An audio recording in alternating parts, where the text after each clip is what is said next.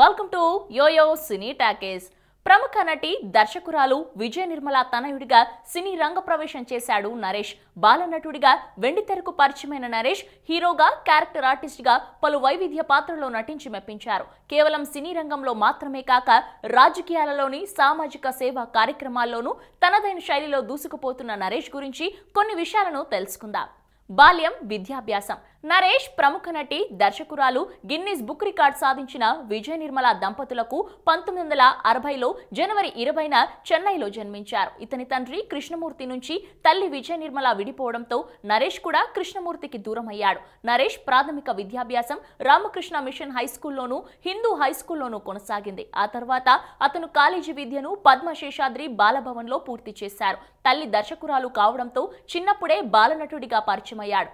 Krishna, SV Rangarao వంటి ప్రముఖ నటులు నటించగా 1972లో విడుదలైన పండంటి కాపురం చిత్రంలో బాలనటుడిగా పరిచయమయ్యాడు నరేష్. అయితే అంతకుముందే 1970లో వచ్చిన 2 కుటుంబాల కథ చిత్రంలోనూ నరేష్ కనిపించిన పండంటి కాపురమే తొలి చిత్రంగా చెబుతారు. దాని ద్వారా నరేష్ కి గుర్తింపు రావడమే ప్రధాన కారణం. ఇక ఆ తర్వాత కవిత, సంతోష్, సౌభాగ్యం వంటి చిత్రాల్లో నటించి బాలనటుడిగా గుర్తింపు తెచ్చుకున్నారు. ఆ తర్వాత చదువు కోసం కొంతకాలం సినిమాలకు దూరమయ్యారు. ఇక హీరోగా నరేష్ ఎంట్రీ. బాలనటుడిగా తానేంటో నిరూపించుకున్న నరేష్ 1980లో వచ్చిన ప్రేమ సంఖ్యలు చిత్రం ద్వారా హీరోగా పరిచయమయ్యాడు. ఆ చిత్రం ఆశించిన విజయం సాధించకపోయినా అదే ఏడాది వచ్చిన 4 స్తంభాల ఆట చిత్రం విజయం సాధించడంతో నరేష్ హీరోగా నిలదొక్కున్నాడు. మొదట ప్రేమ కథా చిత్రాల్లో నటించిన నరేష్ ఆ తర్వాత హాస్యభరిత చిత్రాలతో మంచి గుర్తింపు తెచ్చుకున్నారు.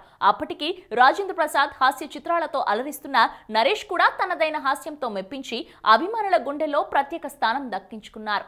నరేష్ చిత్రాలు ఓ ప్రత్యేక శైలిలో ఉండి అభిమానులను ఆకట్టుకుంటాయి. పుత్తడి బొమ్మ, అగ్ని సమాధి, 2 చెల్ల సీత, ఊహాసుందరి, శ్రీవారికి ప్రేమలేఖ, శ్రీవారి శోభనం, జీవన పోరాటం, చూపులు కలిసిన శుభవేళ, బావా బావా పన్నీరు వంటి చిత్రాల్లో నటించి మంచి గుర్తింపు తెచ్చుకున్నారు నరేష్. హాస్య కథా చిత్రాల్లో నరేష్ ఓ నూతన ఒరవడిని సృష్టించారని చెప్పుకోవచ్చు. ఈవీవి సత్యనారాయణ దర్శకత్వంలో వచ్చిన జంబలకడి పంబా చిత్రం హాస్యభరిత చిత్రాల్లో ఓ నూతన ఒరవడిని సృష్టించింది. అప్పటి వరకు ఉన్న కామెడీకి భిన్నంగా ఈ చిత్రం కొత్త తరహాలో రూపొందింది. నాటి నుంచి నేటి వరకు కూడా అభిమానులను ఆకట్టుకుంటూనే ఉంది. నరేష్ చిత్రాల్లో హాస్యంతో పాటు పాటలు కూడా జనరంజకంగా ఉంటాయి. 4 స్తంభాలాట చిత్రంలోని చినుకుల రాలి నేటికి ఎవర్ గ్రీన్ పాటల్లో ఒకటిగా ఉంటుంది. అలాగే శ్రీవారికి ప్రేమలేఖ చిత్రంలోని తొలిసారి మిమ్మల్ని అనే పాట ఇప్పటికీ ఎందరో వర్ధమాన గాయకుల నోట వినిపిస్తూనే ఉంటుంది. అలా తన హాస్యంతో, తన చిత్రాల్లోని పాటలతో ఆడియన్స్ ని మెప్పించారు నరేష్. ఇక జంధ్యాలతో అనుబంధం. నరేష్ కి ప్రముఖ దర్శకుడు జంధ్యాలతో మంచి అనుబంధం ఉంది.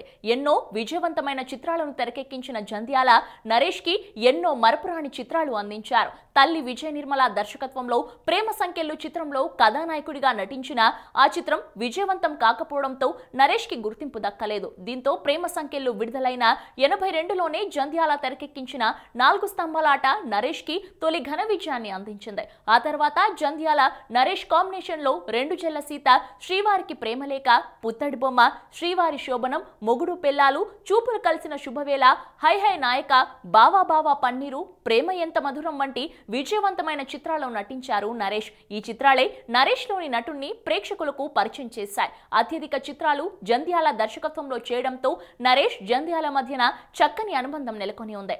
ఇక రాజకీయ ప్రవేశం. హీరోగా కొంత విరామం ఇచ్చిన నరేష్ వాజ్పేయి ప్రసంగాలకు ఉత్తేజితుడై భారతీయ జనతా పార్టీలో చేరి కొంతకాలం చురుకైన పాత్ర పోషించాడు. యువ నాయకుడి నుంచి రాష్ట్ర జనరల్ సెక్రటరీ స్థాయికి ఎదిగాడు. 2009లో పార్లమెంటుకు పోటీ చేసి ఓటమి పాలయ్యాడు. తర్వాత బీజేపీని వదిలిపెట్టాడు. బీజేపీలో ఉన్నప్పుడు ఆయన ఆ పార్టీలో ఎంతో క్రియాశీలకంగా వ్యవహరించేవారు.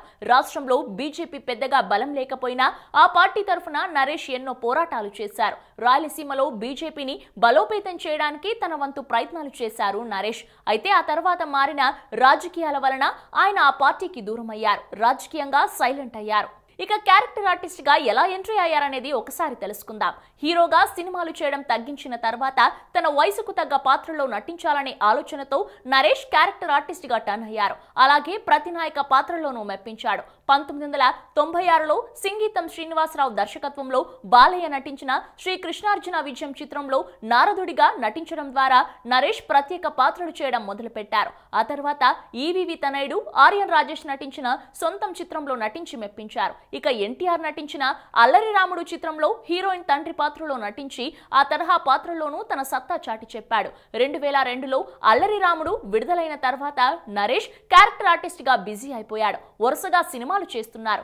మల్లీశ్వరి, మధుమాసం వంటి చిత్రాల్లో మంచి పాత్రల్లో కనిపించారు. ఇక తనకు ఒకప్పుడు పోటీగా ఉన్న రాజేంద్ర ప్రసాద్ ప్రధాన పాత్రలో నటించిన మీ శ్రేయోభిలాషిలో చక్కని పాత్రలో నటించి నరేష్ ఇలాంటి పాత్రలు కూడా చేయగలడా అని నిరూపించాడు. ఇక ఆ తర్వాత వెనుదిరిగి చూడకుండా సినిమాలు చేస్తూనే ఉన్నాడు. అల్లరి రాముడు తర్వాత ఇప్పటి వరకు సుమారు 60కి పైగా చిత్రాల్ని నటించి మెప్పించాడు. ఇక వివాహ జీవితం.